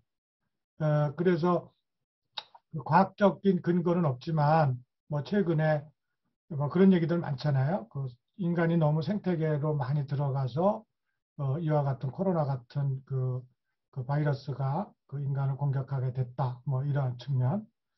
그리고 기후변화도 인간이 너무 그 인간 위주의 그 에너지를 쓰면서 글로벌 지구온난화가 유발되고 그거로 인해 또 이상기후 같은 이런 기후변화가 됐다. 이런 거니까 그런 그 큰 틀에서 그 해법은 당연히 동일한 그 흐름으로 저희는 이제 경로라는 표현을 쓰는데 찾아줘야 될 것 같고요. 그럴 때 이제 제가 하는 그 시공간 정보를 기반으로 그 많은 주변의 자료를 컴퓨터한테 인식시켜서 컴퓨터가 우리 인간의 이상의 어떤 그 좋은 정보를 우리한테 주는 뭐 이런 것들이 앞으로는 더 많이 쓰여지지 않을까 생각이 됩니다. 뭐 답변이 충분했는지 모르겠네요. 너무 어려운 질문이라. 네, 적인 질문을 해주셨습니다. 플로우에서 혹시 또 다른 분 질문 있으시면은 질문 부탁드리겠게요. 손들기. 예, 예. 마이크를 켜주시겠어요? 예, 지금 마이크 켜져 있는 것 같아요. 네. 저 그럼 질문해도 될까요? 예, 김아영 씨. 네. 네, 우선 오늘 강연 너무 잘 들었고요. 저는 지금 기후변화센터의 유세이버스에서 활동하고 있는 김아영이라고 합니다. 저는 특히 강동열 연사님께 질문을 드리고 싶은데, 저도 앞으로 이제 청년 입장에서 기후변화에 대해서 발언할 기회가 많이 있을 것 같아요. 그럴 때 아까 얘기해 주셨을 때 청년들의 목소리가 직접 정책에 반영이 되었다고 말씀을 해 주셨는데, 그렇게 될 수 있었던 가장 큰 포인트가 무엇이었다고 생각을 하시는지 궁금합니다. 우선 질문 주셔서 감사하고요. 제가 말이 많아서 질문이 들어오길 너무 바라고 있었어요. 우선 조급하지 않음 그리고 끈질김이어야 할 것 같아요. 저는 나밍아웃을 하려면 올해 32살인데요. 제가 처음 이쪽 국제개발협력, 지속가능 발전 쪽에 관심을 갖기 시작했던 게 군대 딱 갔다 오고 2012년도쯤부터 제가 활동을 하기 시작했어요. 네. 그때 막 거리에서 플래시몹도 하고 캠페인도 하고 뭐 설문조사도 하고 그때부터 무지하게 계속 했는데 전혀 관심을 안 가져주고 아예 처음엔 받아주지도 않고 막 그러더라고요. 근데 계속 하니까 계속 하고 또 주변의 뜻을 나 혼자 하는 게 아니라 뜻을 같이 하는 그런 동료 활동가들하고 계속 연대하고 다른 단체에 있는 활동가들하고 연대하고 같이 힘을 모으고 거기에 계속 부르고 오든 안 오든 국회의원 부르고 여당 야당 다 부르고 기관장한테도 계속 메일 보내고 계속 귀찮게 하니까 결국에는 얘기를 들어주는 것 같더라고요. 그래서 끈질기게 꾸준하게 계속 활동을 지속하고 좌절하지 않으면서 그러는 게 중요할 것 같고 또 좌절하지 않기 위해서는 나와 뜻을 같이 하는 친구들을 많이 사귀고 교류를 하셨으면 좋겠다. 그리고 세상은 정말 천천히 바뀌어요. 그래서 제가 20대 초반에 굉장히 화가 많았어요. 왜 내가 이렇게 열심히 활동하는데 정부는 얘기를 안 들어주고 공무원들은 왜 변할 생각을 하지 않지? 그렇게 생각하는데 지금 이제 10년 지나서 32살이 돼서 보니까 막 서울시청 들어가려면 텀블러 반입 말고 이거 일회용품 아예 반입이 안 되고 막 정부에서 조달청에서 할 때도 뭐 녹색 인증 받았는데 가산점 주고 뭐 되게 바뀌는데 이게 바뀌긴 점진적으로 되게 천천히 바뀌는 거죠. 근데 내가 20년 살았는데 당장 나의 인생의 4분의 1을 걸어서 25살까지 내가 활동을 했는데 나는 벌써 내 인생의 20%를 여기다 할애했는데 왜 안 바뀌지? 막 그렇게 조급하게 생각하면 지치게 되는 것 같고 나는 100살까지 살 건데 내가 한 5년, 10년 노력하니까 요만큼 바뀌었네. 그럼 한 10년, 20년 더 해볼까? 약간 그렇게 롱텀 퍼스펙티브로 좀 돼야 되지 않을까 생각이 듭니다. 저에게도 가르침이 있는 소중한 답변이었습니다. 감사합니다. 아까 최희준 씨도 질문하시려고 했었는데 최희준 씨 계신가요? 네, 있습니다. 예, 질문해 주시겠어요?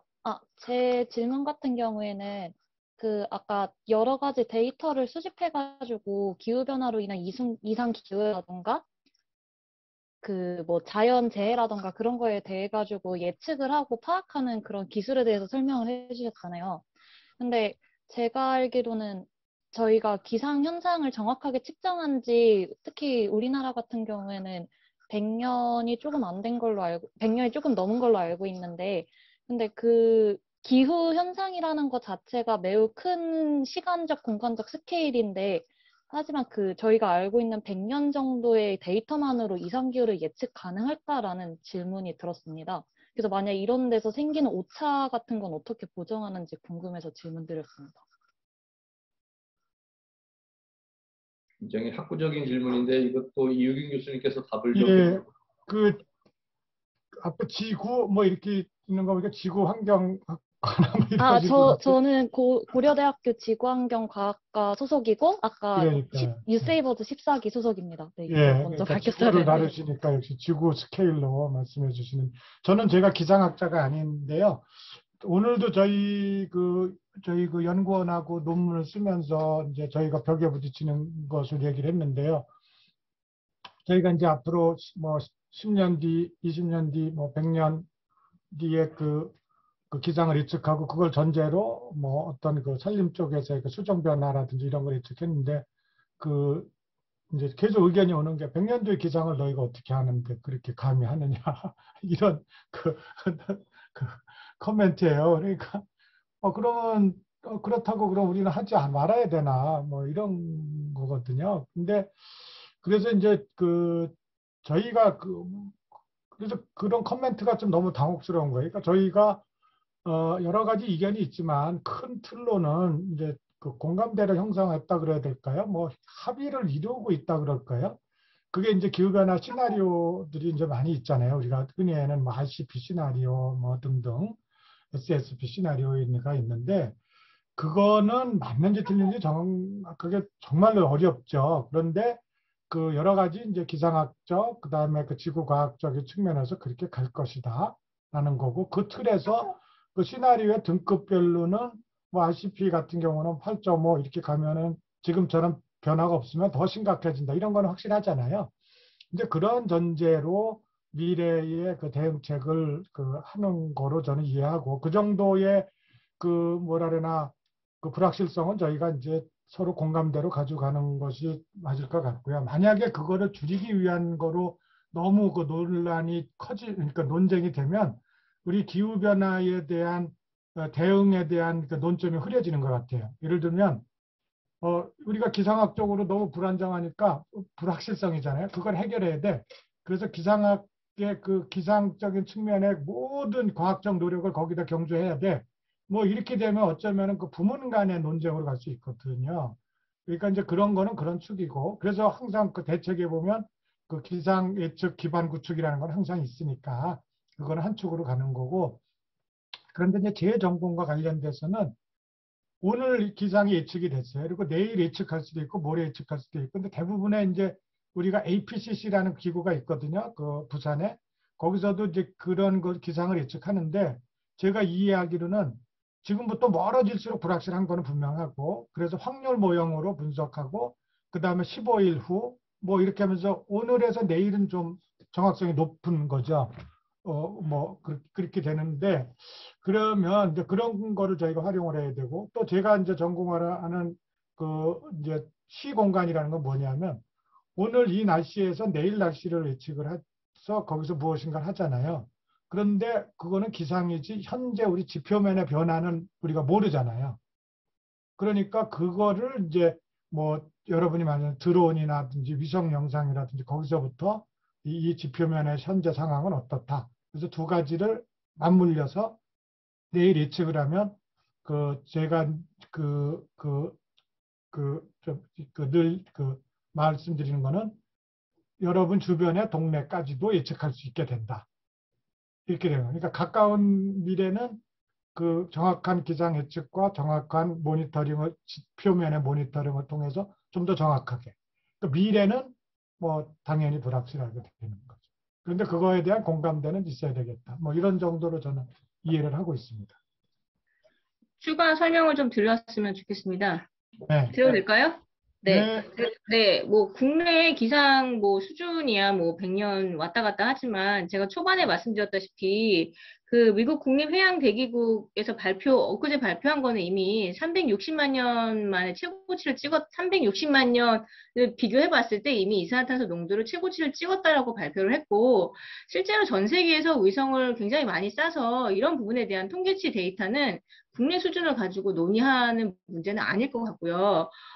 그리고 이미 그 UNFCC 산하에 IPCC라고 그 전 세계 과학자들, 대기학자, 기상학자, 경제학자, 법학자들 다 모여서 이 이슈에 대해서 꽤 오랫동안 논의를 했고, 실제로 그런 회의론을 가진 분들에 대해서 더 이상 2015년 파리 협약 때 더 이상 이 이슈에 대해서 왈가왈부하지 말자. 우리는 이것 대신에 에너지를 모아서 기후 재응에 그 더 힘을 합쳐서 나가자. 왜냐하면 우리가 예상치 못한 이상 기후로 너무나 많은 피해를 보는 거는 지금 다 겪고 있는 상황이니 그러면 뭔가 이걸 대응하기 위해서 노력을 하는 게 그쪽에 에너지를 쓰는 게 더 좋지 않겠냐라고 합의를 본 게 2015년 파리 협약이라고 보시면 될 것 같습니다. 네. 네, 답변 감사합니다. 네. 지금 채팅창에 질문이 하나 올라와가지고요. 그거 잠깐 제가 읽어드리고 그 다음 질문 또 받도록 하겠습니다. 안녕하세요. UN SDSN 코리아에서 활동 중인 김희동이라고 합니다. 마이크를 켜지 못해서 질문을 채팅창에 남기는 점 양해 부탁드립니다. 하시고 질문을 주셨는데요. 과학계에서 도시 열섬 문제와 해결 방안, 기후변화와 관련된 여러 지표 개발 등 많은 기후변화 관련 연구들이 있는데요. 이 연구들의 결과들이 현재 정책 수립에 있어서 많이 참조가 되고 있는지 궁금합니다. 그렇지 않다면 청년들이 어떻게 이러한 연구 결과들이 정책에 적극적으로 참조가 되게 할 수 있을지 궁금합니다. 라고 질문을 남겨주셨습니다. 여기에 대해서는 어느 분께서 답을 해주실까요? 김조희 사무총장님이. 네, 제가 말씀드릴게요. 실제로 각 지역마다 이런 부분에 대한 연구는 뭐 도시 개발하시는 차원에서도 충분히 되고 있고, 이걸 바탕으로 지자체별로 어떻게 대책을 마련해서 할 것인가.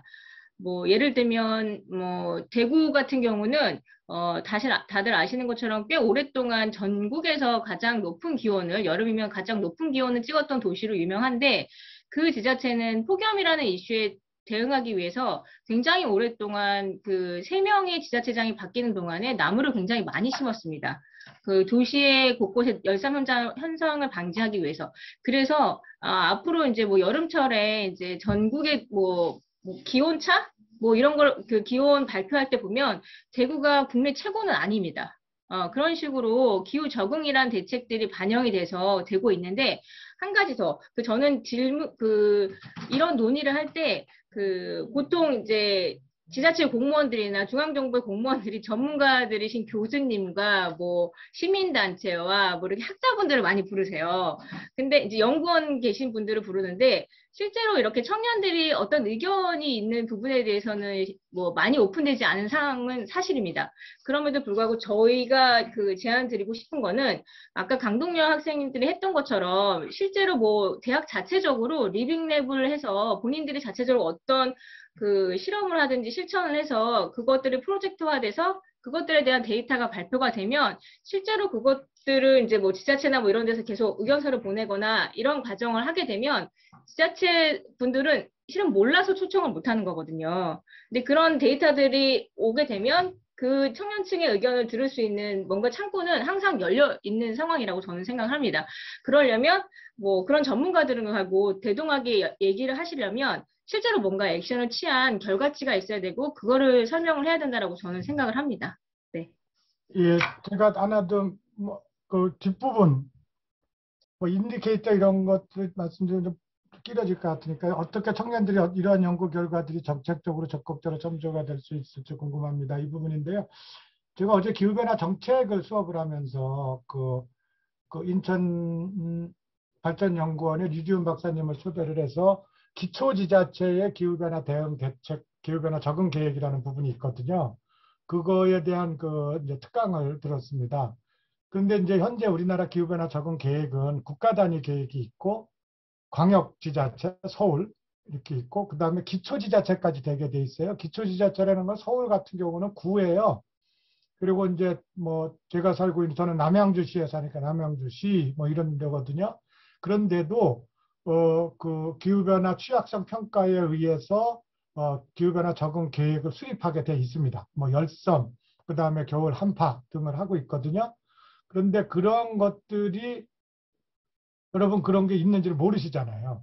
그러니까 지금 여기에 저희 질문에 근거로 하면 여러분이 지금 사시는 동네 또는 직장에 구에 가셔서 이런 계획이 있냐? 내가 좀 보자. 그러면 이제 그게 내줄 거죠. 아마 홈페이지 가도 있을 거예요. 그리고 KI의 국가기후변화 적응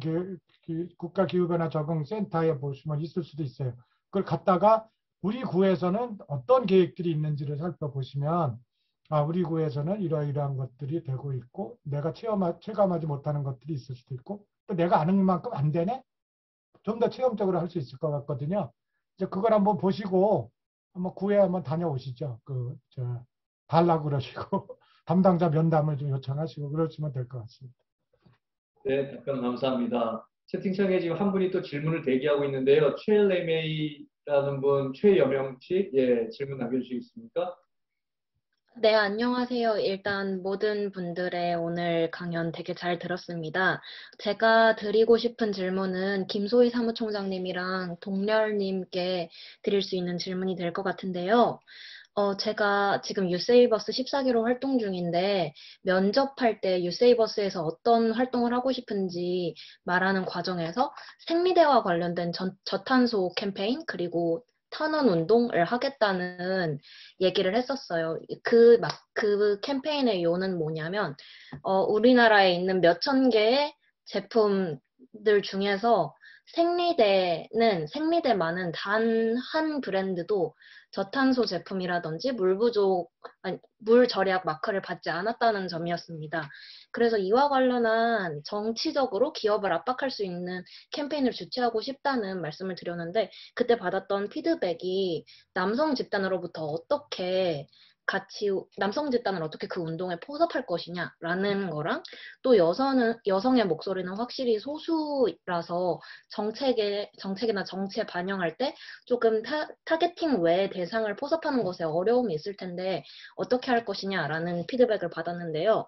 동렬님의 경우에는 과거에는 많이 소수였던 청년들의 목소리를 가지고 정치인들이나 다른 정책 관련 분들의 목소리를 포섭하는 데 성공하셨다고 생각이 들고, 또 김소희 사무총장님의 경우에도 MZ세대라는 과거에는 좀 많이 소수였던 청년들의 목소리를 모아서 하나의 행사라던가 여러 캠페인 등의 액티비티로 만드는 데 성공하셨다고 제가 생각이 되기 때문에 타겟팅 외의 대상을 이제 캠페인이나 사회운동에 포섭할 때의 전략이 어떤 게 있을지 조언을 듣고자 질문을 드립니다.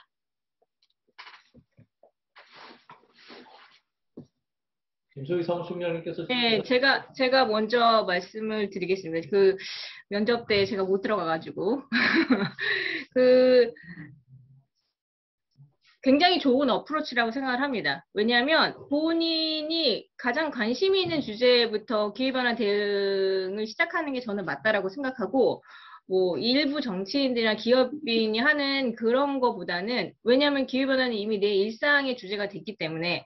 근데 그런 말씀 주셨던 그 생리대 주제가, 그러면 왜 지금 그거를 만드는 기업들이 그 저탄소나 이런 걸 못하는지에 대한 서플라이 체인을 한번 살펴보시는 게 저는 먼저라고 생각을 합니다. 이게 만들어지는 과정에서 기업들이 정말 기술 개발이 어려워서 그런 건지, 아니면 그 기업의 이윤 추구를 그게 아직까지 더 우선이어서 그런 건지, 아니면 실제로 바닥에서 이런 목소리들, 야, 너희들은 다른 제품들은 다 저탄소 마크가 있는데 왜 이 생리대 제품 저탄소 마크가 없어라고 기업한테 먼저 문의를 하는 그런 요구를 못 받아서, 이 세 가지의 경우라고 저는 생각을 합니다. 그러려면 그 앞단에서 생리대가 만들어지는 전 과정에 대한 서플라이 체인에 대해서 한번 보시고, 다른 나라랑 비교했을 때 이게 저탄소 제품이 다른 나라는 있는데 우리나라 없다. 그러면 이건 적극적으로 정책이든 뭐든 해서 기업이 가지고 있는 그 창구에다가 일단 남겨야 합니다. ESG 차원에서 이거를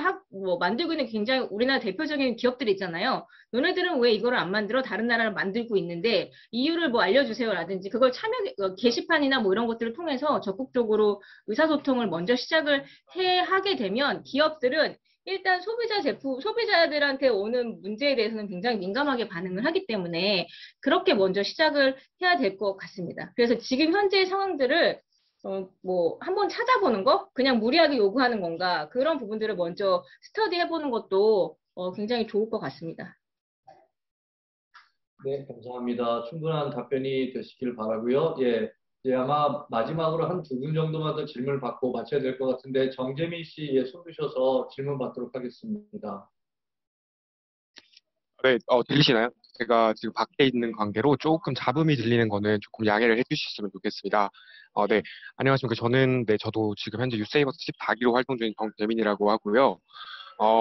저는 교육적 측면에서 조금 이제 질문을 드리고 싶습니다. 저는 현재 지금 사범대학에 재학 중인 학생이라서 저도 이제 교육이 미치는 영향이나 중독성에 대해서 잘 알고 있는 사람 중에 한 명이거든요.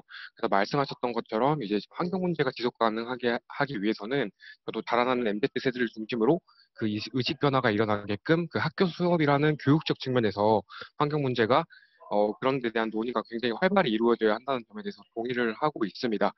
근데 또한 말씀하셨던 것처럼 제가 볼 때는 현재 초중고 뭐 대학교를 막론하고 현재 학교에서 환경 문제에 대한 교육이 활발하게 이루어지지 않고 있다고 생각을 하고요.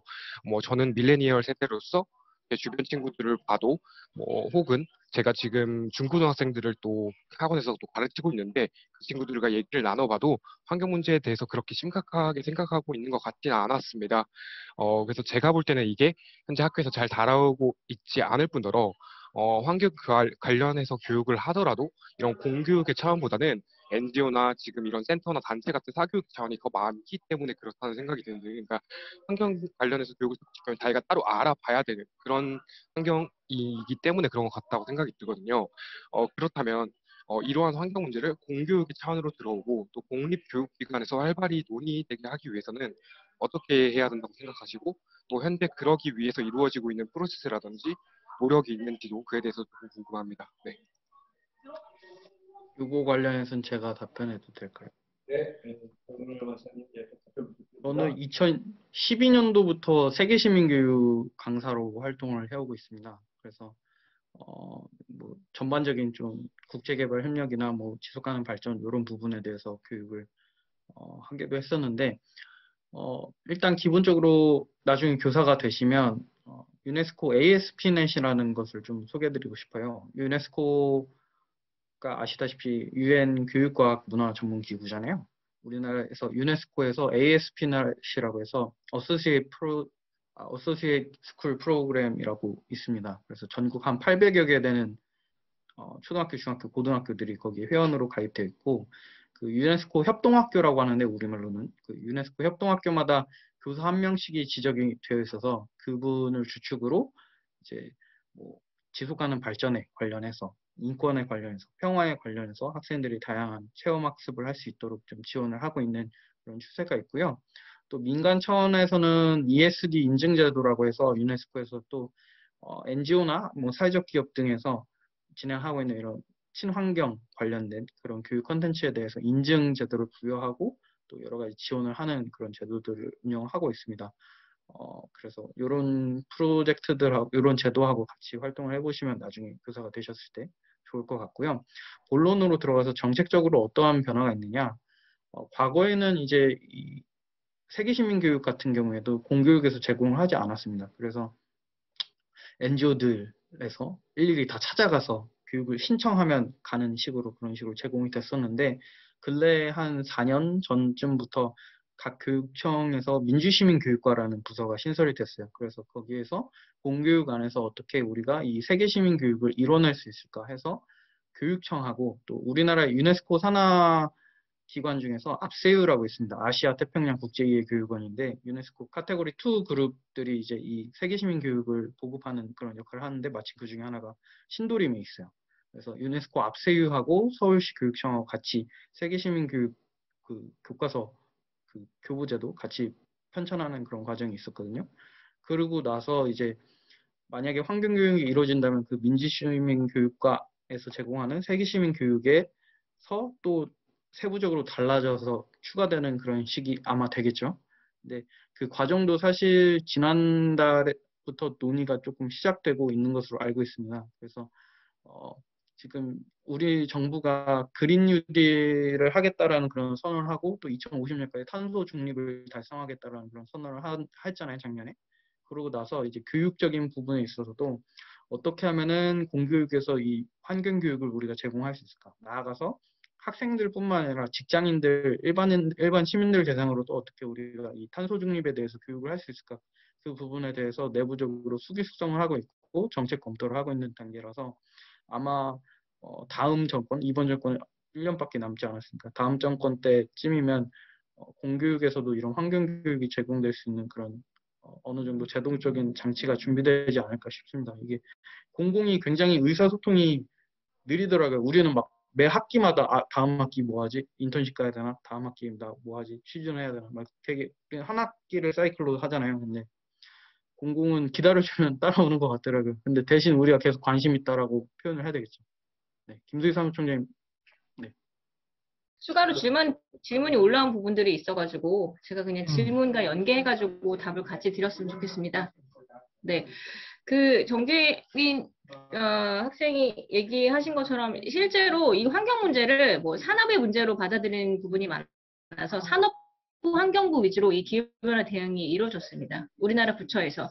근데 탄소 중립이 선언되면서 뭐 행정안전부, 교육부, 기재부 이렇게 전 부처들이 이제 움직이기 시작했어요. 그래서 실제로 현장에서 이 이슈에 관심 있는 친구분들께서 이런 공교육에서 이런 과정들이 있어야 되지 않겠습니까? 라고 바텀업에서 올라오는 목소리 굉장히 중요하고요. 실제로 환경교육은 그 필수로 돼 있지 않았습니다. 그래서 환경에 관심 있는 교사들 위주로 교육이 진행이 됐었어요. 그래서 학교마다 이거를 받는 친구들, 못 받는 친구들이 굉장히 좀, 뭐, 천차만별이었고, 실제로 여기 들어오신 분들도 이 이슈에 관심이 있어서 유세이버스도 신청하고 이런 강의도 듣지만, 저는 이게 정말 되게 소수라고 생각하거든요. 나머지 많은 친구들이 이 이슈에 대해서 좀 알았으면 좋겠는데, 왜냐하면 이게 본인들의 앞에 일자리, 뭐 향후, 뭐 주거, 뭐 모든 것들이랑 다 관련돼 있는 부분인데 조금 아쉽다라는 생각이 들어서 저희가 매번 고민하는 이슈도 스스로 이 문제에 대해서 관심이 있는 친구들 말고 관심 아예 없는 친구들을 어떻게 끌어들일까, 뭐 이 이슈가 저희의 가장 큰 고민거리 중에 하나였는데, 제가 얼마 전에 TV를 보다가 그 유재석이 나오는 프로그램이었는데 그때 이제 주식 관련된 펀드 매니저가 나와가지고 주식 얘기를 하시면서 그때 주식의 요즘에 가장 키워드는 첫 번째는 기후변화라고 말씀을 주셨어요. 근데 그때 다 기후변화에 대해서 관심을 갖기 시작합니다. 지금 기후변화 관련된 테마주, 뭐 전기차, 수소차, 그 관련해서 다 관련해서 열심히 보시죠. 그게 결국 본인이 앞으로 해야 될 이슈 중에 하나예요. 그래서 저희가 그런 쪽에 연계를 좀 해야 되나 하는 그런 고민들도 동시에 같이 하고 있습니다. 결국 일자리, 먹거리, 우리 집, 뭐 이런 이슈들과 연계해서 같이 콜라보를 해야 되지 않을까. 기후변화가 워낙 과학이나 산업의 이슈로 매몰되어 있었던 점들은 실제로 반성하고 있습니다. 네. 네, 감사합니다. 저희에게 주어진 시간이 이제 거의 다 돼서 더 이상의 이제 질문은 받기가 어려울 것 같고요. 지금 채팅창에 몇 가지 질문이 나왔었는데 그 부분을 다 종합해가지고 두 분께서 대답을 해주신 것 같습니다. 아쉽지만 저희가 오늘 질의응답 세 분의 연사님들의 발표와 거기에 대한 질의응답은 여기까지 마치기로 하고, 지금 오늘 웨비나는 녹화가 돼서 나중에 APRU와 그 웹사이트에 하고 유튜브에 공유가 될 겁니다. 그래서 나중에 다시 보기 하실 수 있을 것 같고요. 저희가 이거를 녹화를 해가지고 주최 측으로 보내면 거기서 이제 다시 편집 작업을 해가지고 유튜브에 올려서 저희한테 다시 피드백이 옵니다. 그럼 여러분들에게 다시 한번 이메일이나 다른 소셜 미디어를 통해서 안내를 드리도록 그렇게 하겠습니다. 오늘 참석해 주신 여러분께 대단히 다시 한번 감사 말씀 드리고요. 발표해 주신 세 분 연사분들 고생 많으셨습니다. 마지막으로 APRU에서 공유하고자 하는 짧은 비디오가 냈으니까 끝까지 시청해 주시고 마무리하도록 하겠습니다. 저는 그럼 이만 물러가겠습니다. 감사합니다. 예, 수고하셨습니다. 고맙습니다.